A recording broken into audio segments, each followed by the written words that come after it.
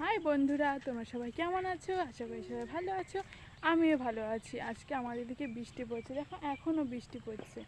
আর তোমাদের দেখাবো, দেখো আমাদের বাড়ির জমিটাতে জল লেগে গেছে একদম। এটাতে চাষ হবে পরে। তো এই জমিটা হলো বেগুনের জমি। বেগুনের চাষ হয়েছিল, দেখতেই পাচ্ছ যে বেগুন হয়েছে, অনেক বেগুন হয়েছে, সবটাতেই হয়েছে বেগুন হালকা। তো বিক্রি করা হয়েছে, অনেক দিনের জমি এটা। হাই বন্ধুরা, তোমাদেরকে আমি একটা জমিতে নিয়ে এসেছি, দেখাচ্ছি আমাদের জমিতে এবার এই জমিটাতে কি চাষ হয়েছে। দেখো,